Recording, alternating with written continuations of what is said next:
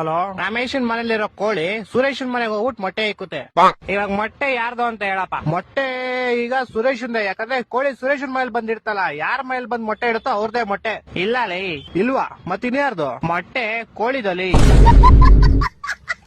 ಈಗ ಒಂದ್ ಆನೆ ಈಜಾಡಕ್ ಕೆರೆ ಒಳಗ್ ಹೋಗುತ್ತೆ, ಆಚೆ ಹೆಂಗ್ ಬರುತ್ತೆ?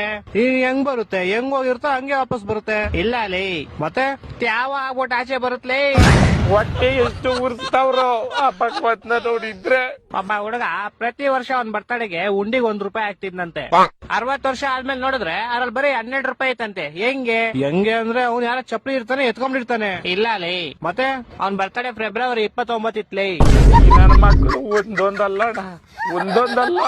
ಓಕೆ, ಲಾಸ್ಟ್ ಅಂಡ್ ಫೈನಲ್ ಕೇಳ್ಕೊಂಬಿಡು. ಹೇಳು. ಒಬ್ಬ ಹುಡುಗಂಗೆ ಹೆವಿ ಶುಗರ್ ಇರುತ್ತೆ, ಡಾಕ್ಟರ್ ಅವ್ನ್ಗೆ ಸ್ವೀಟ್ ಬಿಟ್ಬಿಡು ಅಂತ ಹೇಳ್ತಾರೆ. ಅವನು ಲೈಫ್ ಪೂರ್ತಿ ಸ್ವೀಟ್ ತಿನ್ನಲ್ಲ. ಯಾಕೆ ಹೇಳು?